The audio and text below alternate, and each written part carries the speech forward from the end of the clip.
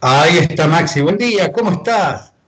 Ahí Ilse, estamos grabando. querido, buen día, muy buen día. Qué lindo reencontrarnos, aunque sea por este medio, ¿no? Totalmente. Un saludo grande desde acá en Izacate, provincia de Córdoba. Bueno, mate virtual, o sea, mates Así de es, amigos, así por que supuesto. compartimos, digamos, es parte de nuestra cultura de encuentro, digamos, el mate, ¿no? Así que, Sí, sí, vos sí, me preguntabas, acabo de llegar de Bellavista, del interior, estuve una semana en el interior atendiendo, así que ahora estoy acá en Corrientes Capital, con un lindo clima primaveral, pero parece que está queriendo venir la lluvia por acá. claro, claro. Ah, claro, así que estás experimentando distintas realidades más en vivo, digamos. Sí, sí, no, bueno, en esto no sé a vos cómo te va con este tema de lo virtual, pero han pasado distintas, en la demanda de tratamiento, me ha pasado que por ahí, en un prejuicio quizás, o un anticipo mío, yo pensaba que tenía que ver con la edad, la cuestión de lo virtual, del alcance, el uso, pero no, no es así, es variado. Sí apareció que gente, digamos, de distintas edades me manifestaba que no era el tema del manejo tecnológico lo que le impedía, sino el hecho de que no encontraba propiamente en su casa la posibilidad de tener un momento de intimidad y de poder conectarse para la terapia, y sentía que en realidad lo que pasaba en la casa invadía su espacio, y que el espacio físico y ajeno a la casa que involucraba ir a terapia estaba como en jaque, o necesariamente por el momento tenía que renunciar. Eso Mm, te digo, es lo que me pasó, que me sorprendió, pero que bueno, que mucha gente de distintas edades manifestó eso. claro, sí, sí, sí. Sí, yo incluso algunas que otras sesiones veo que mis pacientes están desde el auto. ¿Viste? Están Sí, en el garage, por ejemplo, o en la vereda, ahí donde tienen el auto, bueno, se encerraron ahí, hizo su espacio íntimo. También se nota como primer dato la reducción enorme de la pacientela. En mi caso, bueno, uno va charlando con muchos colegas, es bastante común esto que te voy a contar, pero sí es propio. Tiene que ver con que el grupo de pacientes que yo tengo es en un alto porcentaje independiente. Entonces, al haberse le cortado, los que están en relación de dependencia, por ahí mantienen el sueldo, estos otros no, entonces a la hora de priorizar, viste cómo es. Así que bueno, totalmente. eso es lo que se va viendo, ¿no? En el gremio. Maxi, ¿estás haciendo algo grupal o solamente la parte cómo es, del posgrado es grupal? ¿Estás haciendo algún tratamiento con grupo? Mirá, lo teníamos planteado desde el año pasado y estaba por arrancar justamente ahora en estos meses. Pero iba a ser con un alto porcentaje de técnicas que dependen de lo presencial, digamos. Viste que hay dispositivos que se pueden ayornar a lo virtual y hay otros que ese ayornamiento implica que sea otra cosa, que se pierda la esencia. Entonces estamos con una chica de la fundación que se llama Analía Rodríguez, que es junguiana también, arte terapeuta, gestáltica, bueno, tiene varias formaciones y con ella ya teníamos diseñado esto y bueno, quedó trunco hasta nuevo aviso y sí estamos junto a un grupo de unos 15, 20, llevando adelante un estudio del libro rojo de Jung. Sí, Eh, sí, sí. Cada 15 o 20 días nos juntamos en lo virtual y bueno, leemos y hacemos comentarios. Esa es una de las grupalidades nuevas. Como vos dijiste, la otra, la del posgrado, es la que viene siendo, ¿no? Sí, sí. Eso es interesante decirle, ya que a la gente que por ahí, vos sabés que lo comparto con ex alumnos y alumnos y colegas, entonces de comentarle que bueno, que lo del posgrado sigue en marcha, y hay opciones de grupo para lectura del abordaje junguiano, así que o sea, que se comuniquen con vos, que se puede, que se está siguiendo, que no se Sí, cortó, más allá de la pandemia no se cortó porque, bueno, se adaptó a la realidad virtual, el posgrado y los grupos, digamos, ¿no? tal cual, te agradezco, Ilse, el mensaje. Ujú, sí, sí, que se pueda transmitir Es esto. importante esto porque por ahí generan otros tipos de lazos, de relaciones, pero digamos, creo que todos nos hemos adaptado con una cierta flexibilidad a buscar el cómo continuar con lo que veníamos haciendo, llámese terapia o llámese la parte de educación, digamos. Ujú, Y ujú. en la universidad, ¿cómo estás vos? ¿Estás este cuatrimestre también en la universidad? Sí, así es, sí, con todo el lío que esto supuso y bueno, de a poquito y con un sistema que psicología no tenía muy aceitado, como sí lo tenían por ahí otras unidades académicas, pero bueno, tuvo que adaptarse y ya está funcionando y estamos también en la virtualidad desde casi el inicio teórico del ciclo lectivo, es decir, se perdieron solamente unos 10, 15 días, pero ya después se ayornó bien todo y bueno, cada miércoles por la mañana tenemos nuestro seminario de clínica junguiana con todo un equipo de cátedra y los chicos del otro lado, chicas y chicos del alumnado, que realmente una participación hermosa, que el otro día cuando te escuchaba esto que vos también me parece que has eh, extraído como símbolo, algo concreto, pero que es simbólico, esa grilla, ¿no? Esa grilla de las plataformas como Zoom, etcétera, y donde es una grilla que ordena e iguala a todos y a todas al mismo tiempo, y me gustó esa imagen que diste. Y bueno, ahí estamos llevando adelante. Sí, sí, yo creo que por lo menos en la vivencia es como que nos ha generado algo interesante a los docentes, es volver a sentirnos más aprendiente que nunca. Yo creo que el buen docente nunca deja de ser aprendiente, ¿no? Y comparte en realidad esta relación con el conocimiento y el saber como búsqueda, no como, digamos, alguien que contiene y retiene el conocimiento, sino alguien que está investigando, buscando.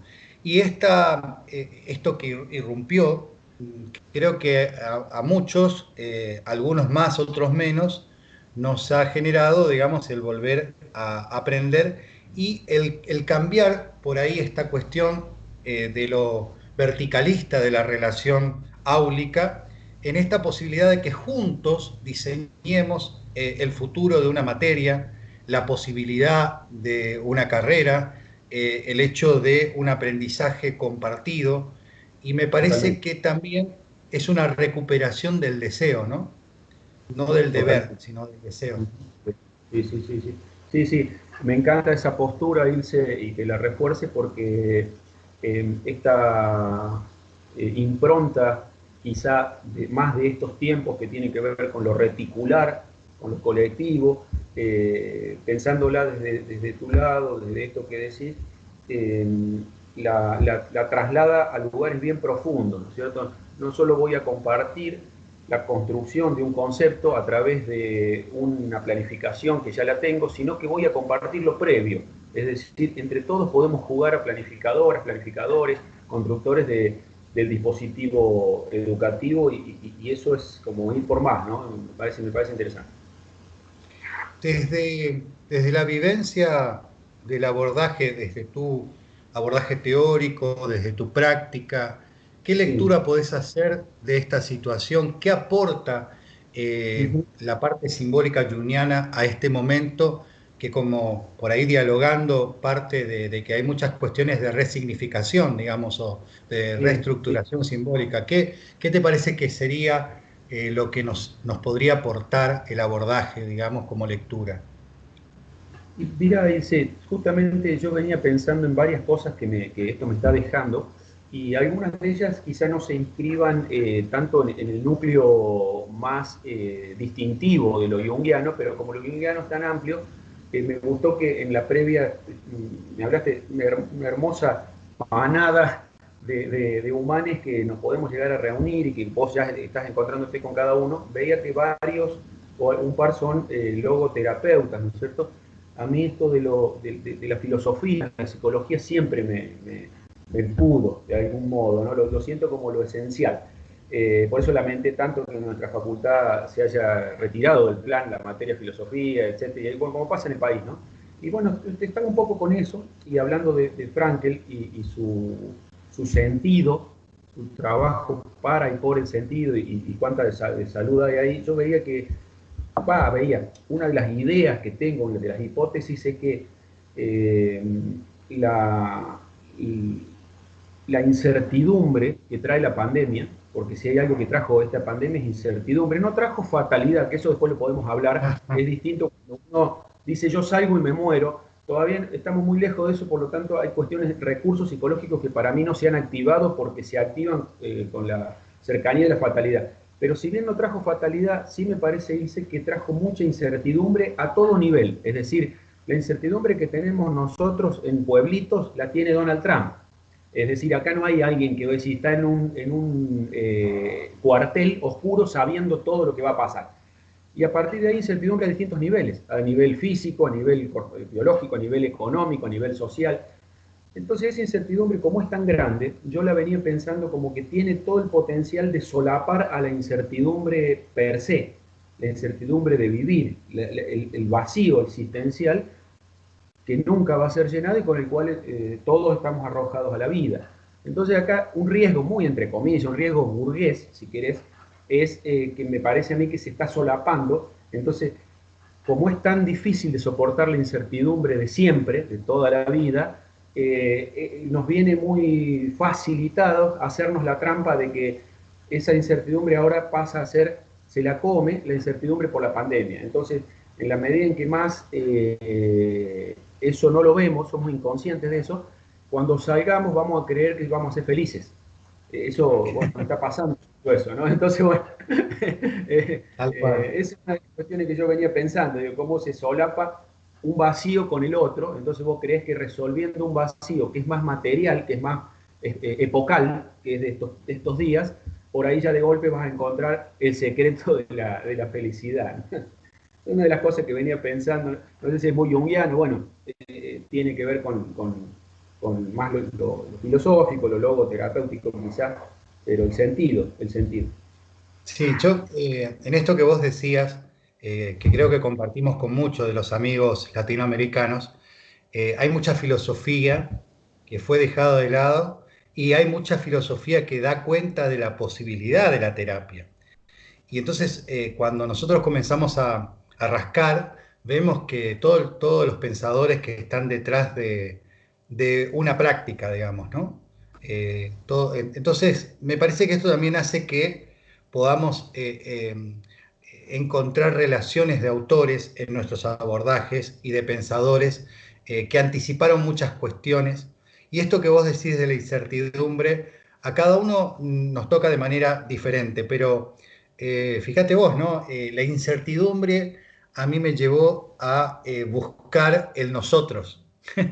No, entonces aparece esto como posibilidad. Creo que también nos sacude y quizás es importante que la gente no se quede con una pregunta individual ante una catástrofe universal, que pueda volver al universal de nosotros, y es esto de compartir este pesar hace que la carga sea más liviana, y también el hecho de, me parece que en esto de lo simbólico, de generar no solamente lo simbólico mío, sino la nostredad o la notridad nos permite una pluralidad de elementos simbólicos que pueden atravesar esta situación.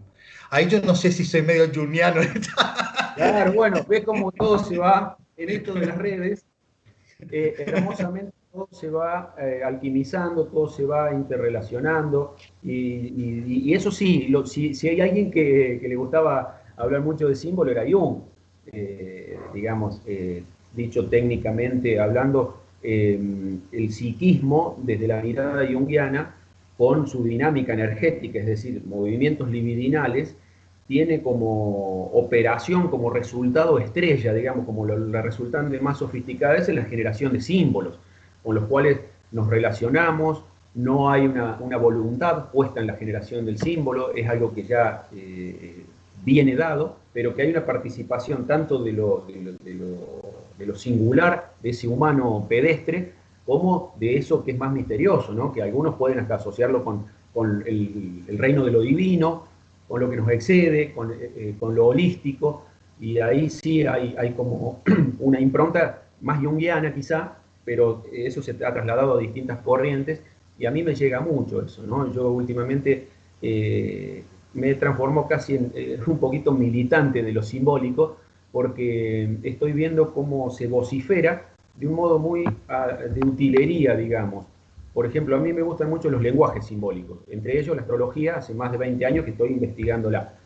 Y hoy veo toda una camada que conoce muchísimo sobre astrología, porque la verdad que técnicamente hablando son impecables, pero que su premisa central, consciente o inconscientemente, es encontrar soluciones. Y que esas soluciones de alguna manera tienen una forma que es explicable y comprensible racionalmente. Entonces seguimos en ese proyecto de la modernidad, hiperpositivista, de lo tangible, y ahí nos empezamos a alejar de la poesía, dicho rápidamente, y eso me parece una pena siempre, pero sobre todo cuando se está dentro de un lenguaje simbólico, que justamente busca el símbolo, se pase a hacerse tan semiótico, ¿no? No quiero aburrir con esto, pero bueno, es parte de, como de una lucha más personal en donde yo, donde prendo algún YouTube, un videito o algo, veo a alguien diciendo, porque ahora están los planetas así, y lo que se espera es, ¿viste? Esa especie como de imposición que no es más que una relación hiperracional que alguien hace como si yo te dijera cuánto es 2 por 8. No estoy aplicando ni la intuición, ni mi sentido poético, ni mi conexión con el misterio, sino que estoy resolviendo matemáticamente algo. Bueno, a eso se ha reducido bastante este lenguaje simbólico, y para mí es una pena, porque es un momento justamente de lo que estamos hablando, surge que puede ser un momento muy potente para la revalorización de lo simbólico, ¿no? El símbolo con las dos partes, la parte que puede ser comprensible y esa parte que se mantiene siempre en el misterio. Sí, ¿Verdad? sí.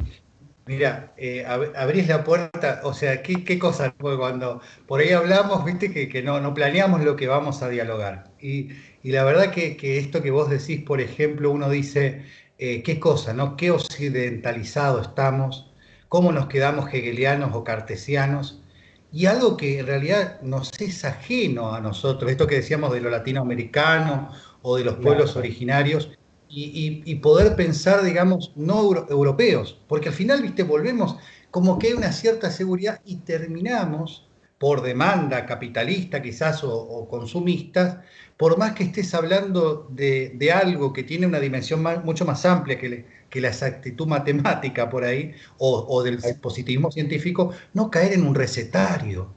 Caemos Tal como cual. que en dar recetas y listo, ya está, que en realidad son tranquilizadores mediáticos, en el sentido de comunicación global mediática y en el sentido de un llame ya, digamos, ¿no? Las dos cosas Sí, se sí, sí. cumplen en lo mediático. Y desespera que por ahí no podamos convivir con la metáfora y la metonimia. No, no, no, no. Totalmente. En esto de lo poético que vos decís, es como que no fluye la posibilidad de ver la poiesis. Tal cual. No, nos alejamos de ahí, o sea, y eso que ya Spinoza o Nietzsche nos advirtieron del conflicto, de que no tenemos que evitar el problema o hacer desaparecer el conflicto porque la vida es conflicto, igual no hemos escuchado eso, es como que volvemos al mundo positivista ante el desequilibrio, es muy conductista lo nuestro. Entonces, sin que se sienta atentado a la teoría conductista o los teóricos No, no, no, conductistas, entiendo eso pero totalmente. me parece que va por esto. Así que bueno, bienvenido el desequilibrio, digamos. Sí, sí, totalmente, totalmente. Yo creo que hace mucho tiempo ya a esta altura venimos escuchando el cambio de paradigma, ¿no? El famoso cambio de paradigma. Y la verdad que si somos honestos, algunos movimientos tenemos que decir que se están dando, pero el núcleo duro del positivismo está más fuerte que nunca. Quizá es la fortaleza previa a la destrucción, que todos sabemos el famoso coletazo cuando hay finales de procesos, finales que pueden durar siglos para algunos ámbitos, ¿no? Como el científico. pero sí en algunos casos se vocifera, pero se hace por debajo todo lo contrario al nuevo paradigma, es decir, se replica el paradigma tal como vos lo dijiste. Entonces se pierde la mitopoiesis, la poiesis, la poética, etc. ¿Y qué veo yo? Que el capitalismo salvaje, la parte salvaje del capitalismo, es absolutamente proporcional, está en la misma proporción que en la semiótica salvaje. Entonces, en la medida en que nosotros, más desde el lado de la academia, de algo relacionado a los científicos, si querés, etcétera, de estos ámbitos que son de poder y hay que asumirlo, un poco el combate a ese capitalismo salvaje yo lo he asumido por la militancia, por la simbólica, frente a una semiótica que no termina de flexibilizarse nunca, ¿no? Sí, sí. En ese punto me parece interesante. Como una opción de oxigenar tu espacio teórico y tu espacio práctico, digamos. Totalmente, totalmente, totalmente. Y ahí me parece, en esto que vamos enlazando todo con todos nosotros, pero me parece que es fundamental el feminismo. En esto me parece que es fundamental, porque si yo sumo a un exceso, a un capitalismo salvaje, a una semiótica salvaje, donde todo tiene que ser 2 más 2, 4, y si no encontramos el 4, no es porque es un misterio, es porque a nosotros nos falta algo y tenemos que seguir esforzando la cesera. Si le sumamos que el latinoamericanismo parece apagado frente a otros movimientos que hegemonizaron la cultura, y todo esto, bueno, ¿qué ve uno ahí? Que desde lo junguiano, los recursos que nos estarían faltando están y han estado siempre en lo que como símbolo es lo femenino, ¿no es cierto? Que está en todos, está en todas y todos, pero se le adscribió socialmente durante los últimos siglos más a la psiquis femenina, porque, digamos, ha incorporado más esos recursos. Entonces son recursos que tienen mucho que ver con el corazón que incluso puede ser el cerebro del cerebro, pero se subvirtió, eso se subvirtió, entonces quedamos a merced de un gran cerebro y lo demás es secundario, ¿no? Entonces yo veo que hay movimientos interesantes, pero que igual se vociferan y después se replica lo de siempre. Vos fíjate, Ilse, perdón que con esto cierro esta parte, hago un paréntesis sobre las redes. Últimamente con la pandemia empezaron a salir qué dice tal sobre la pandemia, qué dice cuál, y después hasta se armó todo una misma publicación con postulados de distintos filósofos, ¿no? Y si vos te fijas en eso, aunque sea un pasaje rápido que uno haga, está desde el surcoreano, como es, medio un tanto meritócrata, Han, hacia abajo lo tenés a Zizek, entre los vivos, algunos otros, después pasan a Nietzsche, Platón, Aristóteles, que no hay una mujer. Es decir, apelamos al cambio de paradigma, pero lo que replicamos es todo representante de lo masculino o hipermasculino a veces, ¿no? En todo ese cúmulo de cosas que yo recibí, la única que estaba era honrosamente Judith Butler. Entonces yo digo, qué buenos movimientos como los de Ilse, que está armando una red, y cuando vos me nombrabas antes de empezar la entrevista, la cantidad de mujeres que hay, por ejemplo. Para mí eso es positivamente revolucionario, ¿no? Ahí me parece que están los recursos que están faltando en esta quimera hipermodernosa, iluminista, que ya chocó ese auto, pero seguimos queriendo arreglarlo y seguir yendo por ahí, ¿no? Vos sabés que un dato, ¿no? Justo ayer estaba con Jorge Ayala, que es de Perú, él es de la terapia central en las soluciones, y justamente planteaba en lo que hace a la bibliografía, la terapia central en las soluciones tiene 2 personas que fueron las que impulsaron y a pesar de ser pareja, hizo Kimber, era la que más movilizó y la que tenía una manera de trabajo mucho más de meterse en la situación terapéutica que Disayer, y está inversa la cantidad de publicaciones en castellano. Ponele, no quiero caer en una precisión, pero sí en marcar la diferencia. Donde las publicaciones de ISO es un libro de 10, o sea, del esposo falta publicar uno solo en castellano. Entonces, en esto vos ves cómo se fue como constituyendo en la medida en que estaba con un hombre, se publicaba. Si iba sola, no se publicaba. Y esto hay que denunciar también, digamos. Entonces, bueno, Jorge estaba viendo también esto de cómo acercar los textos que están en inglés, porque también, fíjate vos cómo es el tema de la lengua, que relacionado al sistema capitalista o neoliberal es el idioma anglicano, inglés, el que prioriza la posibilidad de el que supuestamente se universalice lo que se está produciendo a nivel de libros. Primero se publica en inglés y después en alemán, en italiano, y estamos, portugués y castellano son como los últimos, ¿no?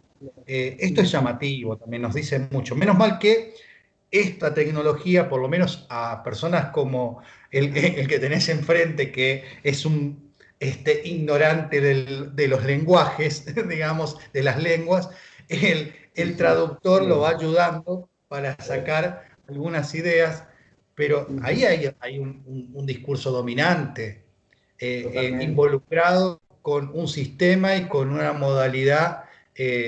Y bueno, yo le pregunto, normalmente una pregunta, dos cosas suelo hacer en las bromas que les hago a los chicos.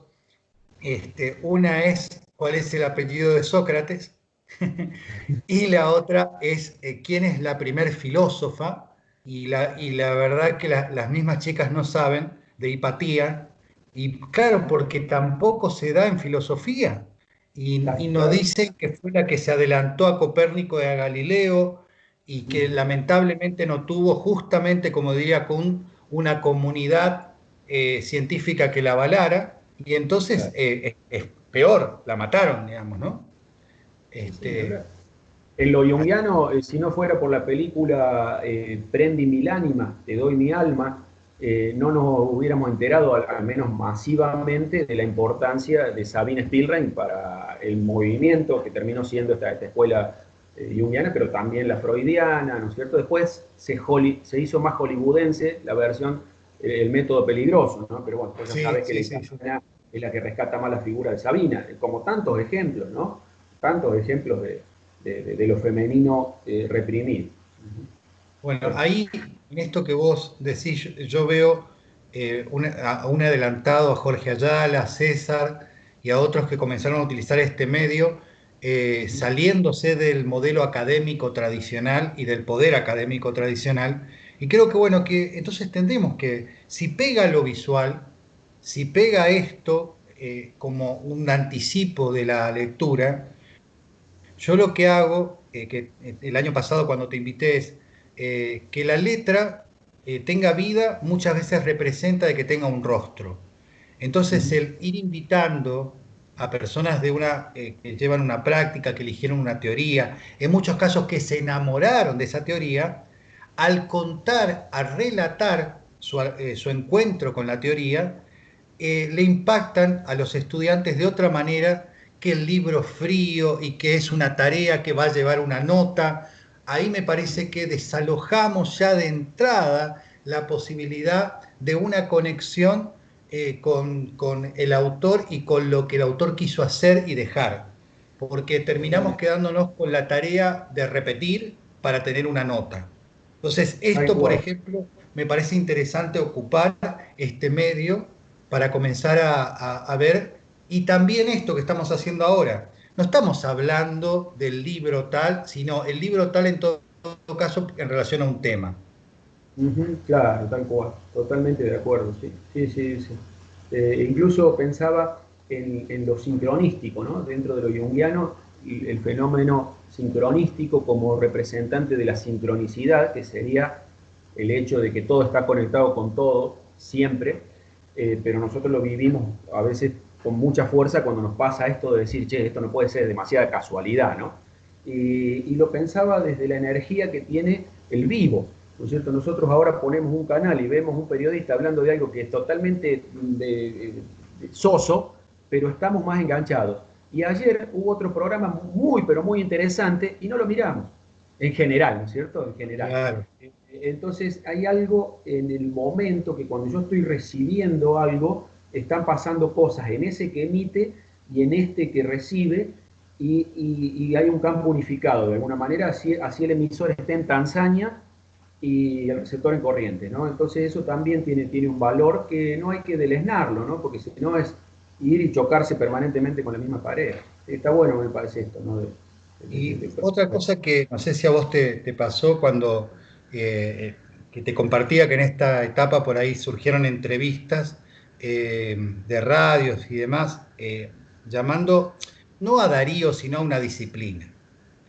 Y yo en eso trataba de ser muy prudente y le decía, en una de las entrevistas decía que la pregunta es una pregunta muy compleja, entonces la respuesta no puede ser desde una disciplina y menos desde una única teoría. Entonces yo le decía, hay preguntas que tenemos que poder dialogar con el licenciado en ciencias económicas, con el sociólogo, con el antropólogo cultural.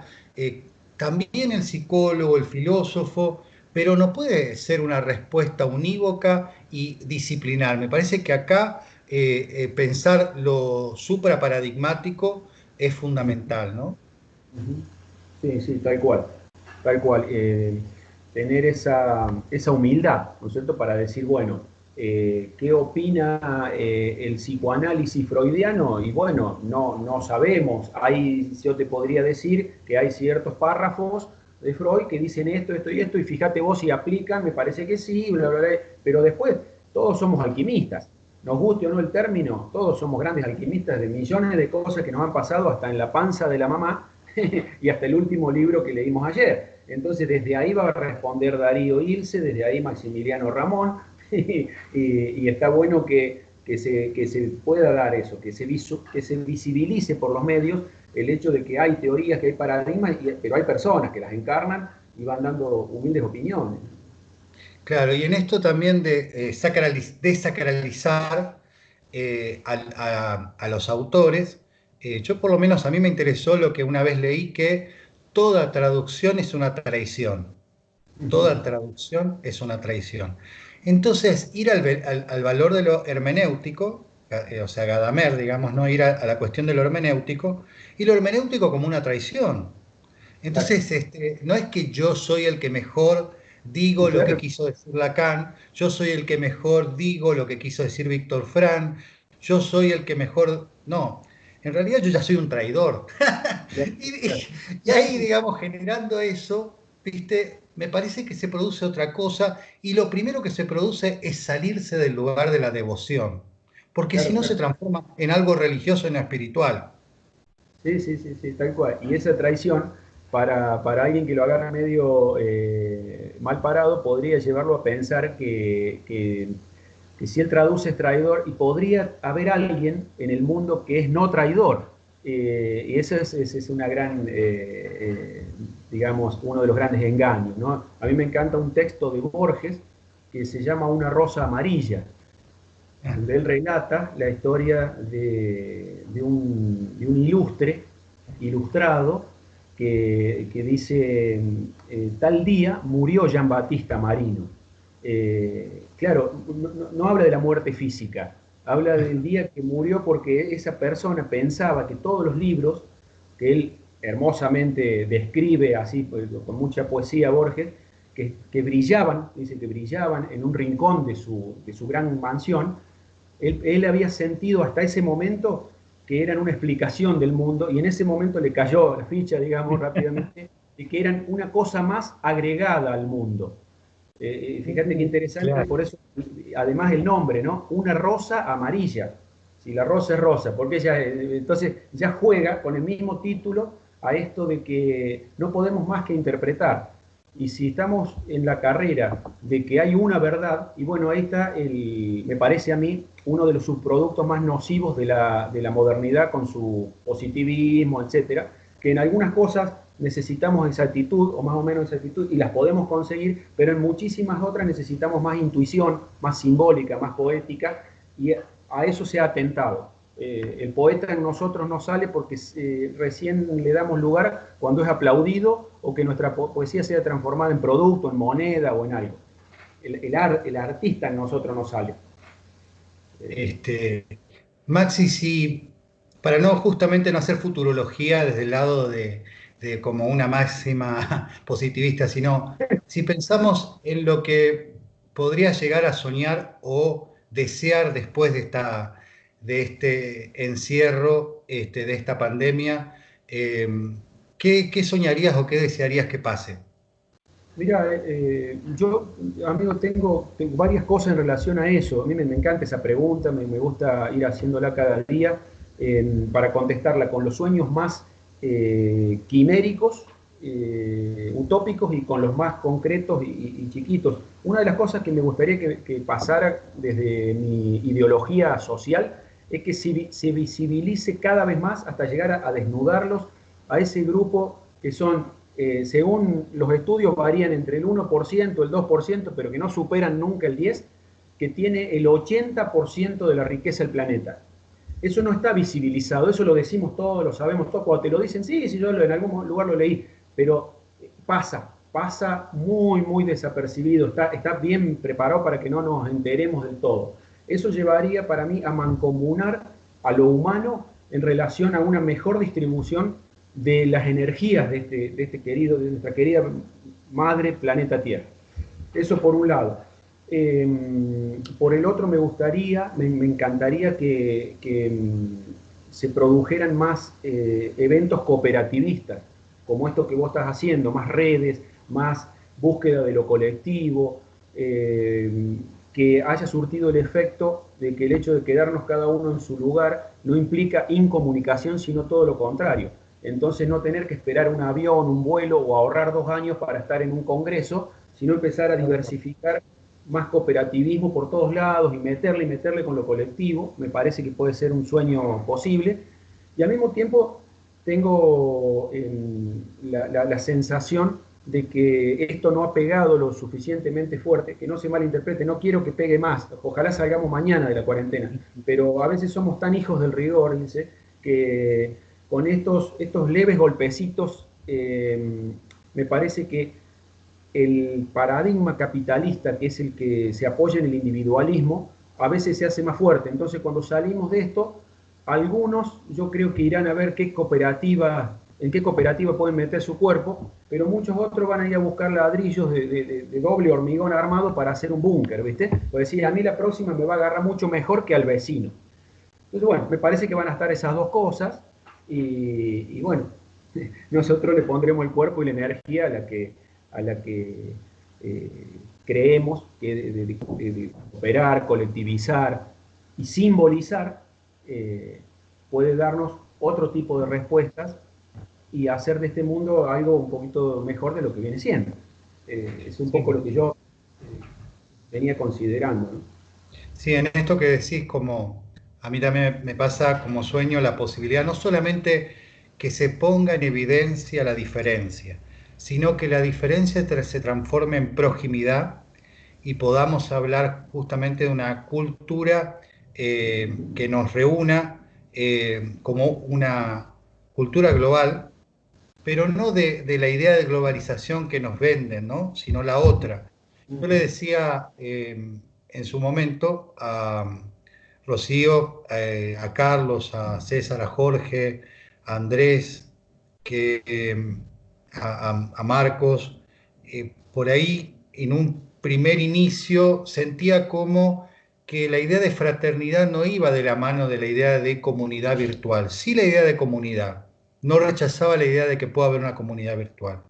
Pero esto que está pasando ahora, a mí me parece que sí, que podemos hablar de una comunidad virtual y fraternidad. En esto que por ahí hablábamos antes de grabar, digamos, de que yo no sé, la verdad que no tengo una explicación racional de cómo se está dando esto y cómo estamos hablando así con vos, con los otros colegas y amigos, que nos sentimos como hermanados, más allá de la situación, porque esto comenzó antes de la situación y fíjate vos que esta situación me parece a mí que refuerza el camino que estamos transitando sin saber en realidad hacia dónde vamos. Estamos yendo juntos y Totalmente. esto me parece que es muy loable y me parece que otra palabra que utilizaste que me parece importante recuperar, que el cartesianismo y el mundo positivista mató, es la intuición, ¿no? La fenomenología de Husserl habla mucho de la intuición y bueno, recuperar esa idea de intuición como una riqueza propiamente humana de la dimensión espiritual, ¿no? Ujú, totalmente, totalmente. Sí, sí, sí, sí. Viene en línea de lo que estamos hablando desde que arrancamos, ¿no? Eh, si, si vemos y no soslayamos muchos productos de ese cartesianismo y de ese positivismo, porque muchas de esas cosas nos han ayudado a vivir mejor, también está Totalmente. la otra pata, que es el exceso de eso, cómo reprimió ciertas cuestiones y nos llevó a lugares de no vivir mejor, sino todo lo contrario. Entonces, bueno, rescatar justamente eso reprimido para no tirar por la borda lo que produce de bueno la focalización de la conciencia y sus productos, pero sí que venga esto a la par, con pie de igualdad, ¿no? Con esa fuerza que tiene lo intuitivo, el sentimiento, esas funciones tan reprimidas por la psiquis colectiva, sobre todo occidental y moderna y posmoderna. Buenísimo. Esa aclaración me parece importantísima porque si no, por ahí alguno que escuche solamente o que tome una frase va a pensar que somos enemigos de Hegel y de Descartes.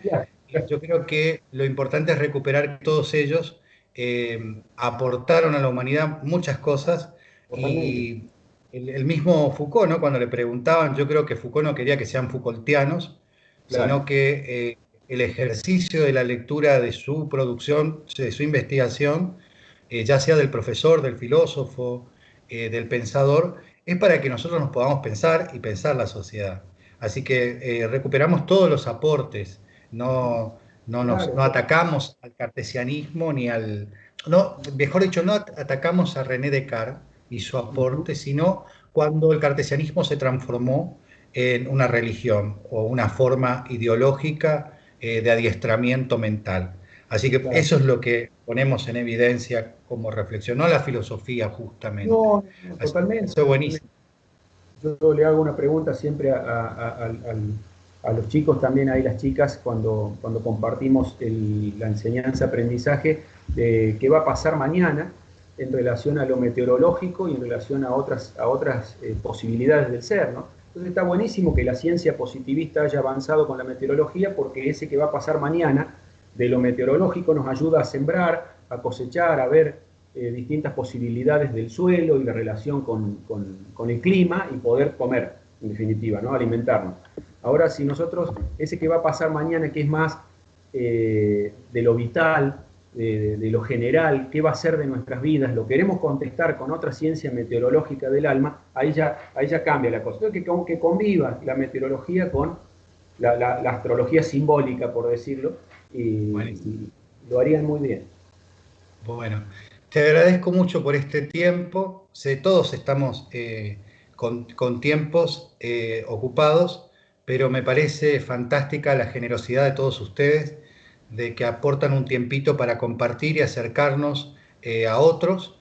Y bueno, y construir este nosotros que lo vamos haciendo y que el 30 de mayo, Dios mediante, veremos a ver qué pasa, digamos que vamos a juntar de distintos países para dialogar, conversar y, bueno, reflexionar juntos, digamos, una locura linda.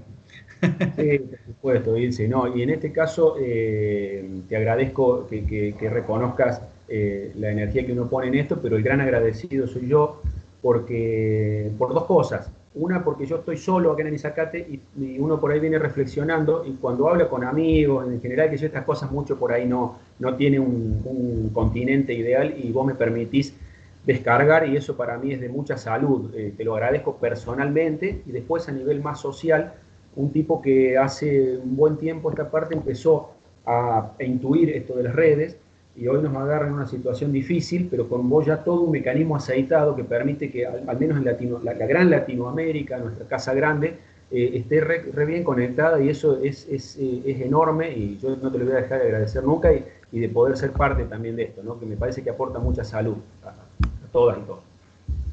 Bueno, gracias, gracias y bueno, sabés el cariño que te tengo. Somos hermanos desde algún momento que no Sí, sí. sabemos, así que bueno, yo agradecido a la vida por eso. Así que te mando un abrazo virtual. Abrazo grande, mi hermano, que estés bien. Vos también.